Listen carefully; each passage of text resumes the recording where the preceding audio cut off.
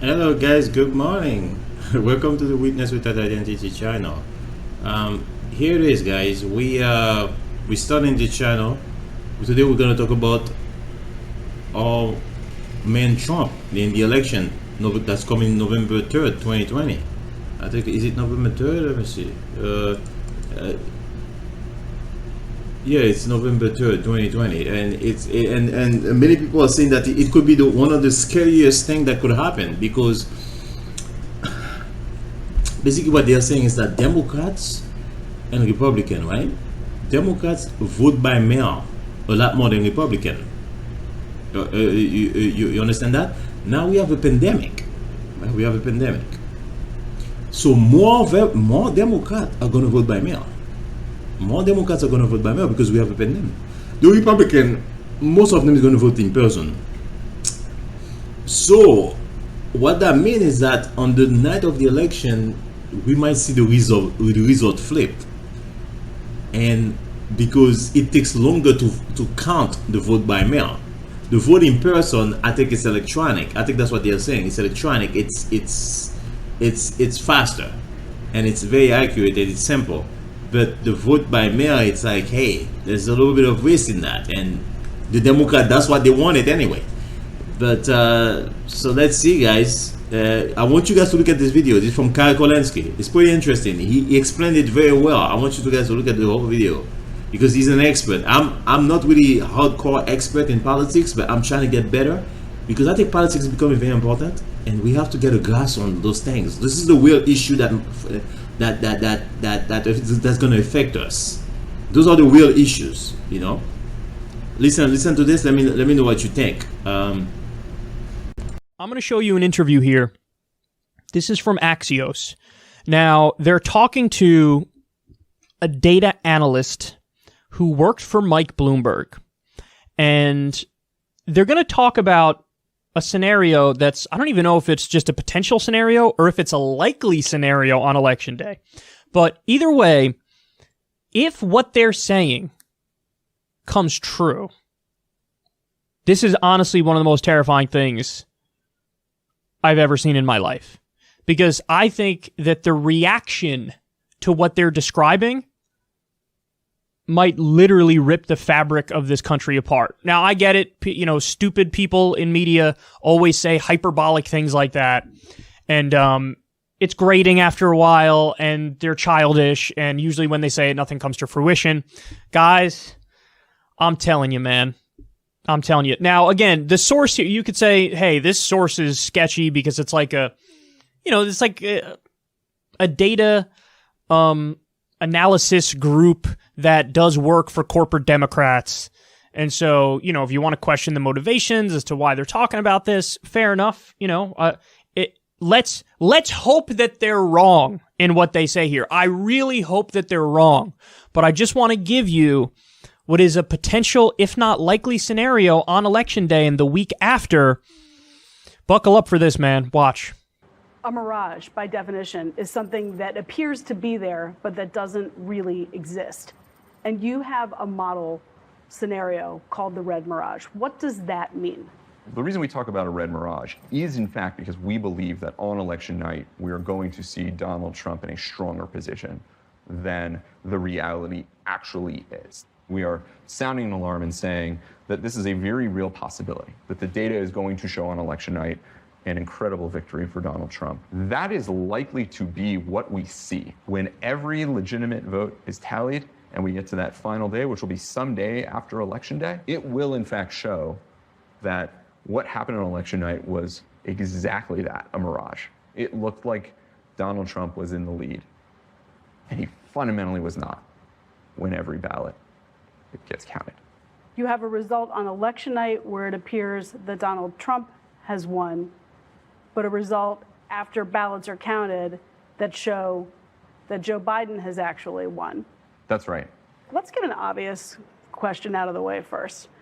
Hawkfish is a company that's started by Michael Bloomberg, that does work for the DNC, that's doing work for pro-Biden super PACs.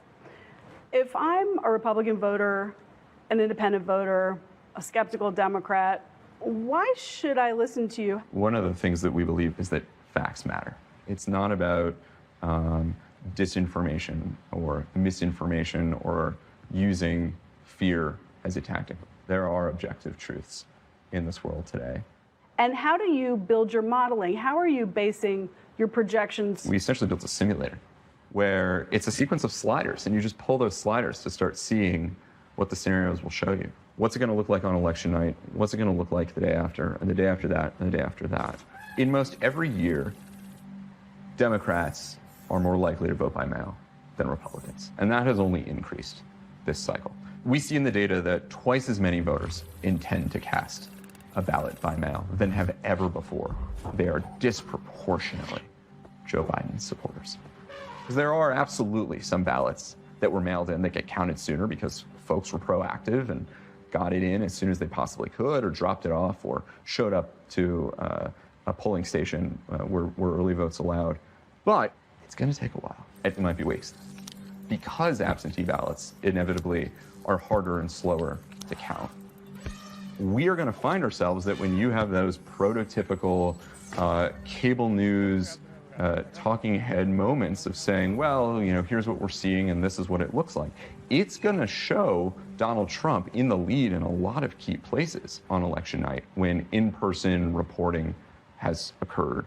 What about California or New York? California, a huge California blue state. is blue. New York is blue, right? Some of the but Virginia is a really good example of a state that should be blue that turns out red in this On moment. election night. On election night. Okay. So a state like Pennsylvania, Florida, it's in play by just a couple points, and that's what tips it in one direction or another. If you were to essentially average battleground state polling, Joe Biden appears to be ahead by about 8%. And so if you have a number of ballot challenges in a state like that, as big as it is, as large as the population is, as diverse as the population is, it can make a really big difference over those next 10 days.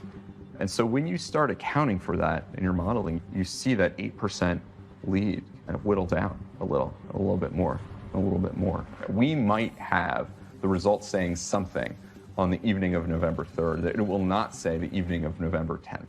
What difference does it make if the results seem to show something on one night, and then several days later, the results show something else? Won't the facts just bear themselves out? I think that's the America we all wish we probably lived in. I think we've got the Trump team who's quite intelligent and sees what's coming, and so we have the president messaging through tweets, through what he said at his rallies and his speeches, this notion of any change from that result on election night, he is signaling they will say means fraud has entered the equation.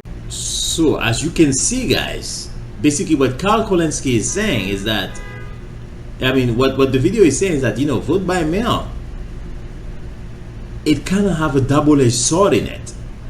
It's like, yes, it is important for us to vote by mail because of the pandemic, because people are going to go into the world, they're going to get infected, they're going to bring the stuff back to their home. And we should try our best not to encourage that if we can. Okay, no problem. But now it's almost like we, the Democrats, we are basically saying we are having a race, right? It's a presidential race. We are basically saying that, no, you know what we're going to do? We are going to go the slowest route, and the Republicans are going to go the fastest route. The fastest route is to go vote in person. That's faster because it doesn't take longer to count those. It's already done. It's electronic. The vote by mail takes longer. So what does that mean? Is that on the election night we could have different results. Can you imagine Donald Trump, for who we know who he is, on election night he hears that he win. I'm winning bigly. I won bigly. And then a couple of days later, the winning of Donald Trump is getting eroded by Biden, and it's gone. It's over. Now Biden is leading as the presidential nominee. Can you imagine what will that do to all the Trump supporters, to all those people that are carrying guns? You can imagine this will be chaos. And guys, always remember this. This is 2020. This is the year of chaos, right? So we're talking about like a biggest chaotic election. We don't know what's gonna happen, guys. And this is a scenario that I hate to say that Trump will not leave. If it's like that, they will not leave. So the Democrats, I mean, if they want to be smart, they got to be smart about this. I don't know what to say, but for me, I kind of feel like I think it's better for all of us to vote in person. And I don't know why. Maybe I'm wrong about this, but this is creating too much toxicity. But I'm saying to you that when you do that, not people are having 6 feet apart. We need to be 20 feet apart. You know what I'm saying? We have to be very careful. Like 20 feet apart, you know, or 12 feet apart. We go in, we put 20 masks on our face. I don't think we're gonna get COVID-19 like that. And then we put it in an open space. We cancel ballot and we go home.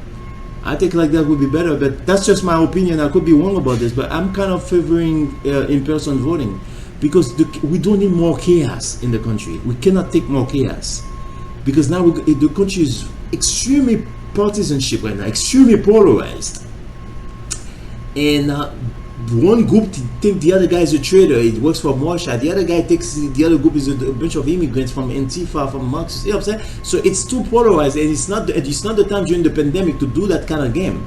I think it's better to maybe, I don't know. I think I could be wrong about this, but I think many people will be willing to take the risk. But I don't know. I don't know what to tell you. It's very scary. It's very scary. This is so scary. I'm worrying for the country, man. You know, like the country is going to more scarier and scarier time. Like this is not what we want. We don't want this. Guys, please subscribe to my channel. Good luck. Thank you. Bye. Pray for the country. Pray for America, man. We want everybody to be at peace. Pray for this country.